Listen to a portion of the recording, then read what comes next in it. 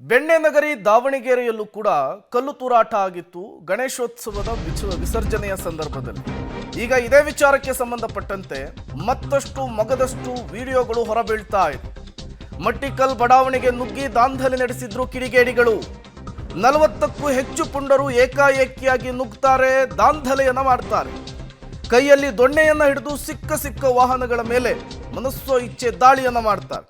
ಪುಂಡರ ಕಿಡಿಗೇಡಿ ಕೃತ್ಯ ಸಿಸಿ ಕ್ಯಾಮೆರಾದಲ್ಲಿ ಸೆರೆ ಸಿಕ್ಕಿದೆ. ನೀವು ಕೂಡ ವಿಜುವಲ್ಸ್ ಅನ್ನು ಗಮನಿಸ್ತಾ ಇದ್ದೀರಿ.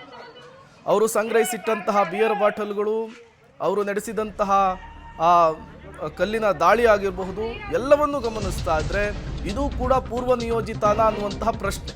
ಗಣೇಶ ಮೆರವಣಿಗೆಯ ವೇಳೆ ಕಲ್ಲು ತೂರಿದ ಪುಂಡನನ್ನ ಬಂಧಿಸಿದ್ದಾರೆ ಪೊಲೀಸರು. ಕಲ್ಲು ತೂರಿ ಏನೂ ಗೊತ್ತಿಲ್ಲದಂತೆ ಮನೆಯಲ್ಲಿ ಆರಾಮಾಗಿದ್ದ ಪುಂಡ, ಮಟ್ಟಿಕಲ್ಲಿನಲ್ಲಿ ಕಲ್ಲು ತೂರಾಟ ನಡೆಸಿದಂತಹ ಪುಂಡ ಈಗ ಲಾಕ್ ಆಗಿದ್ದಾನೆ. ಅಮಾಯಕನ ರೀತಿಯಲ್ಲಿ ಮನೆಯಲ್ಲಿ ಕೂತಿದ್ದ.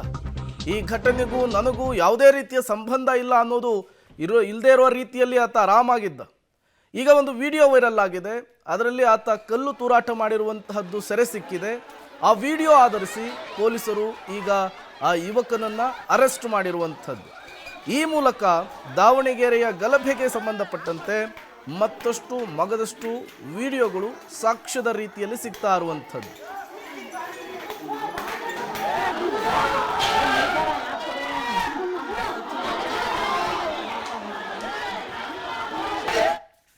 ಮತ್ತಷ್ಟು ಡೀಟೇಲ್ಸ್ ಕೊಡ್ತಾರೆ ನಮ್ಮ ಪ್ರತಿನಿಧಿ ಪುನೀತ್. ನೇರ ಸಂಪರ್ಕದಲ್ಲಿ ಜಾಯಿನ್ ಆಗಿದ್ದಾರೆ. ಪುನೀತ್, ಬೆಣ್ಣೆನಗರಿ ದಾವಣಗೆರೆಯಲ್ಲಿ ಈ ಕಲ್ಲು ತೂರಾಟದ ವಿಚಾರಕ್ಕೆ ಸಂಬಂಧಪಟ್ಟಂತೆ ಏನೆಲ್ಲ ಬೆಳವಣಿಗೆಗಳಾಗ್ತಾ ಇದೆ, ಪೊಲೀಸರ ಇನ್ವೆಸ್ಟಿಗೇಷನ್ ಎಲ್ಲಿಗೆ ಬಂದು ನಿಂತಿದೆ ಅಂತ ಹೇಳಿ. ಪ್ರೇಮ್, ಏನು ದಾವಣಗೆರೆಯಲ್ಲಿ ಗಣೇಶ ಮೆರವಣಿಗೆ ಮೇಲೆ ಕಲ್ಲು ತೂರಾಟ ಪ್ರಕರಣಕ್ಕೆ ಸಂಬಂಧಿಸಿದೆ ಈಗಾಗಲೇ 35 ಜನರನ್ನು ಕೂಡ ವಶಕ್ಕೆ ಪಡೆದಿರುವಂಥದ್ದು ಮತ್ತೆ ಜೆಸಿಗೆ ಕೂಡ ಕಳಿಸಿರುವಂಥದ್ದು. ಪ್ರಮುಖವಾಗಿ ಕಲ್ಲು ತೂರಾಟ ಪ್ರಕರಣಕ್ಕೆ ಸಂಬಂಧಿಸಿದಂತೆ ಈಗಾಗಲೇ ಎಲ್ಲ ಸಿಸಿ ಕ್ಯಾಮ್ರಾ ಫುಟೇಜ್ ಆಗಿರುವುದು ಮತ್ತೆ ಮೊಬೈಲ್ ಫುಟೇಜ್ನ ಆಧರಿಸಿ ಆರೋಪಿಗಳನ್ನ ಅಂದ್ರೆ ಕಲ್ಲು ತೂರಾಟ ಮಾಡಿದಂತಹ ಆರೋಪಿಗಳನ್ನ ಬಂಧನ ಮಾಡೋದಕ್ಕೆ ಈಗಾಗಲೇ SP ಅವರು ಕೂಡ 4 ಟೀಮ್ಗಳು ಕೂಡ DYSP ನೇತೃತ್ವದಲ್ಲಿ ಟೀಮ್ಗಳು ಕೂಡ ಮಾಡಿರುವಂಥದ್ದು.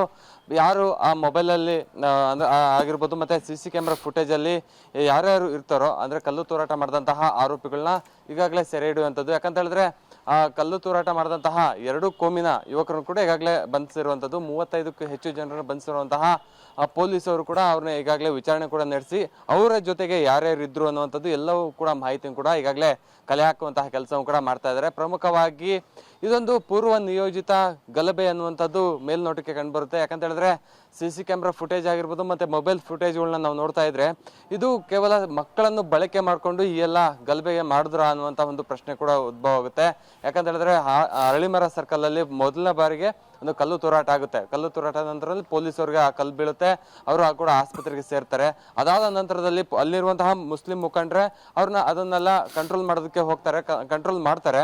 ಆದ್ರೆ ಬೇರೆ ಕಡೆ KR ರೋಡ್ ಅಲ್ಲಿ ಕೂಡ ಕಲ್ಲು ತೂರಾಟ ಆಗುತ್ತೆ. ಆ ಸಂದರ್ಭದಲ್ಲಿ ಚಿಕ್ಕ ಮಕ್ಕಳು ಕಲ್ಲು ತೂರಾಟ ಮಾಡ್ತಾರೆ, ಪೊಲೀಸರು ಕೂಡ ಅವ್ರನ್ನ ಓಡಿಸ್ಕೊಂಡು ಹೋಗ್ತಾರೆ, ಆದ್ರೆ ಸಿಗೋದಿಲ್ಲ. ಮತ್ತೆ ಆ ಗುಂಪೇನಿದೆ 40ರಿಂದ 50 ಜನ ಗುಂಪು ಬೇರೆ ಬೇರೆ ಮಟ್ಟಿಕಲ್ ಆಗಿರ್ಬೋದು ಮತ್ತೆ ಆನೆಕೊಂಡೆ ಈ ಭಾಗಗಳಲ್ಲಿ ಹೋಗಿ ಅಲ್ಲಿರುವಂತಹ ವಾಹನಗಳು ಕೂಡ ಜಖಂ ಮಾಡ್ತಾರೆ, ಮತ್ತೆ ಅಲ್ಲಿ ಮನೆಗಳನ್ನು ಕೂಡ ಜಖಂ ಮಾಡ್ತಾರೆ. ಇದರಿಂದಾಗಿ ಪ್ರಮುಖವಾಗಿ ಕಂಡುಬರುತ್ತೆ ಅಂತಂದ್ರೆ ಇದು ಪೂರ್ವ ನಿಯೋಜಿತ ಗಲಭೆ ಆಗುತ್ತೆ ಅನ್ನುವಂತಹ ನಿಟ್ಟಿನಲ್ಲಿ ಎಲ್ಲಾ ರೀತಿಯಂತಹ ಪ್ಲಾನಿಂಗ್ ಕೂಡ ಮಾಡ್ಕೊಂಡಿರುವಂತದ್ದು.